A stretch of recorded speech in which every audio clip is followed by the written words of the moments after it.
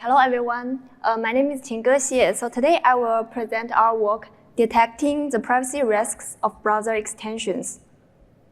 So despite browser extension being a key component of the web ecosystem, there are a few known cases of scraping user data from social networking sites such as Facebook. So naturally, we would like to know, are there a lot more such cases? So these cases motivate us to start investigating the data scraping behavior of browser extensions.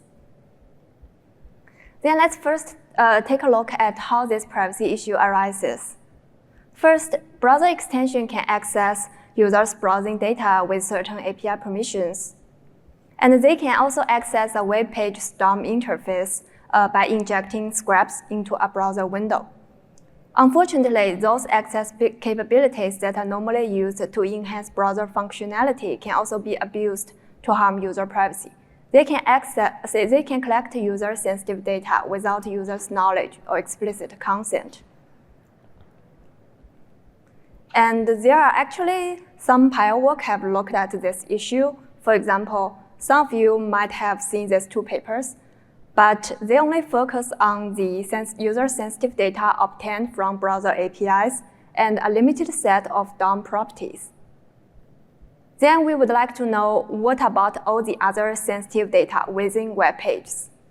So the goal of our work is to understand how extensions automatically collect web page content. And once they access page content, how it's processed, stored, or potentially exfiltrated. So here we do not seek to specifically identify whether a data collection case is benign or not. Rather, we emphasize that the ultimate collection of sensitive data is a privacy risk, because the data can be stored or transmitted insecurely, shared with third party, or later leaked. So to initiate this study, we choose to use dynamic tent tracking. It's a very common approach in computer security. So we choose this method for the most accurate monitoring because extensions behavior often heavily depends on dynamic values that can only be determined at runtime. So the dynamic tent tracking, the process, begins by identifying user-sensitive data as tent sources. Then the system propagates the tented data accordingly and finally identifies the tented data at some predefined tent sinks. Then we need a system that can track user-sensitive data within web pages. And unfortunately, there is no existing solutions because all Pearce systems are not designed for track user-sensitive data on web page. And we also find those Pearce tent tracking systems are not functional now and they cannot be ported into new Chrome because there are huge trends in both modern browser architecture and modern extensions. First, there is new JavaScript execution pipeline in V8 JavaScript engine, and modern Chromium has migrated JavaScript implementation to native C++. So those changes will impact the design and implementation of dynamic tent tracking system, and those changes do not happen very often.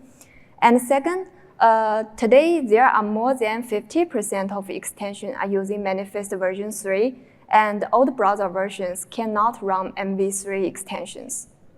Further, we also find modern websites, such as the LinkedIn page, do not function correctly in an outdated version of Chrome because of new JavaScript expressions and operators. So in this work, we present Arcanum, a new dynamic tent tracking system for Chromium.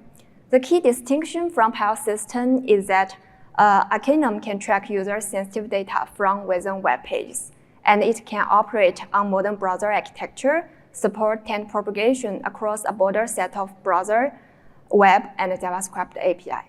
So this was not our initial goal of this work, but a byproduct of needing a system that can actually work on modern browser. Then this is an overview of our system. First, for a targeted website, researchers identify sensitive information on the page. Then we recorded the page for both ethical consideration and for consistent evaluation because we observed several sites periodically mutate to combat scraping.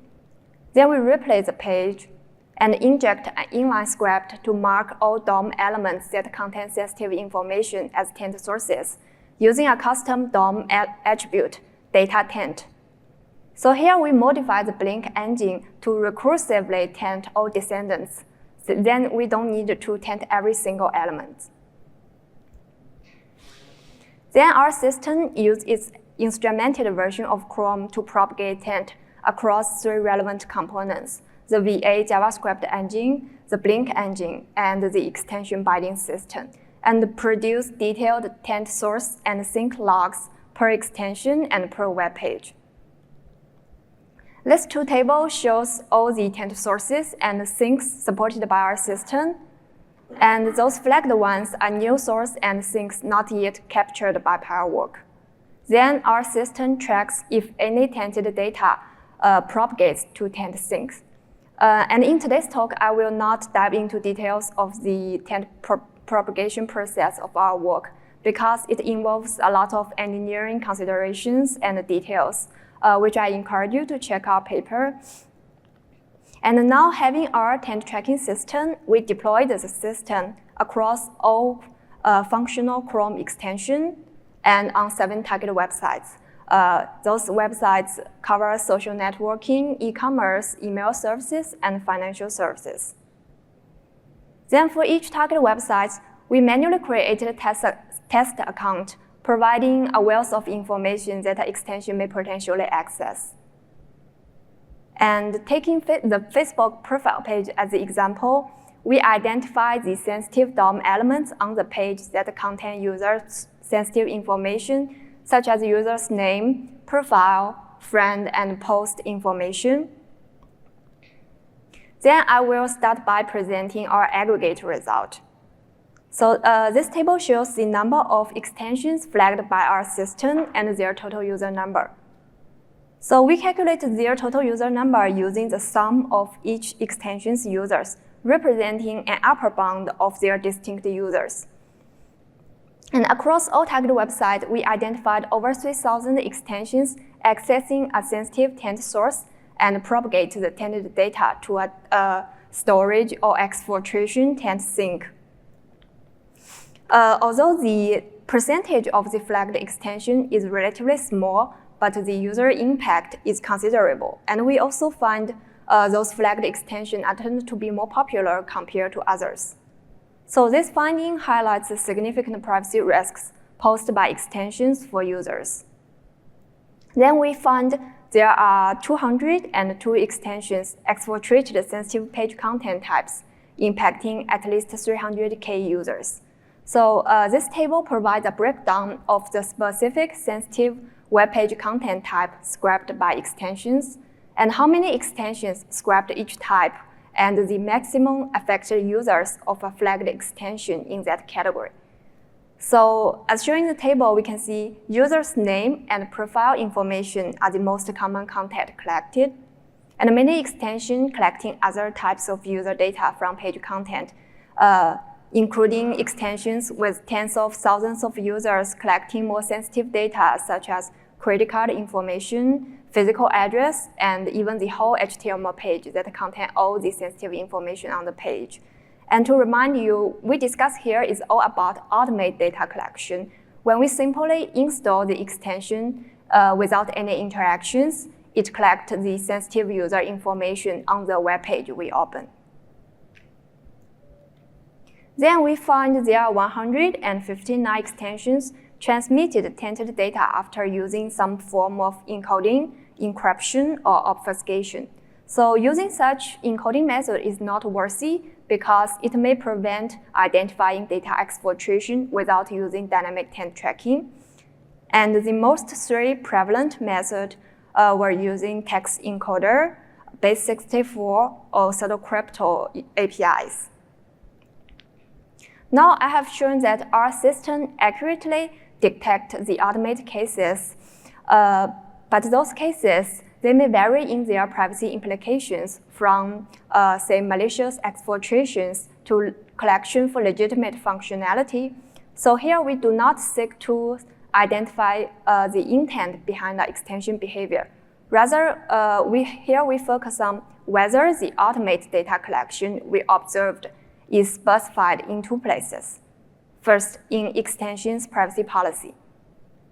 So an extension either does not have a privacy policy or have a privacy policy without listing the specific data categories, or accurately disclose the data collection in its privacy policy. And second, we check whether the automated data collection we observed is clearly described in extension's Chrome Web Store description, and we label the description as either clear, vague, or violative.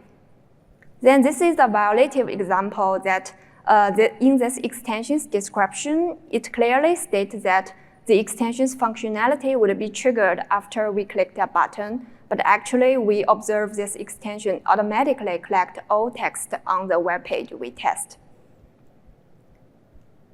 So we randomly sampled 20 extensions. We found it collect web page content, and we randomly sampled 20 extensions from all flagged extensions, as shown in this table. So overall, we found only a minority of extension accurately disclose its data collection in its privacy policy and clearly described its data collection in the web store description. And surprisingly, we found none of the sampled extensions provide both an accurate privacy policy and a clear web store description.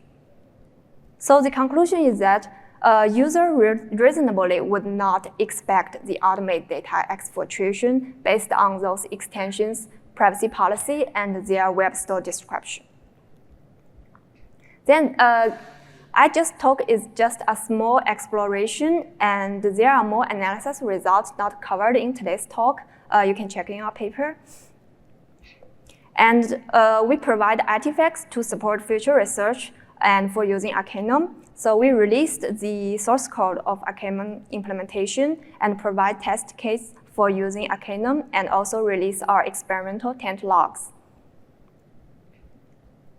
Then to conclude, in deploying Arcanum, we discovered extensive privacy risks. So the risk highlights the need for significant changes in extensions, policies, and systems. And first, our results highlights the importance of considering web page content when evaluating web privacy. And our system's fine-grained tent tracking directly depends on researchers' annotation. So those annotations are needed not only to understand what flaws were, but to reduce false positives related to non-sensitive content. And the current extension permissions are coarse and opaque. In many cases, as I just discussed, extensions, web store description, and its privacy policy do not clearly and accurately articulate the risk associated with extensions behaviors. So we encourage to use tent tracking system like Arcanum as part of the extension vetting process.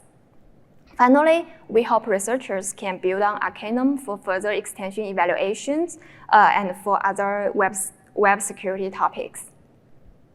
Thank you for listening.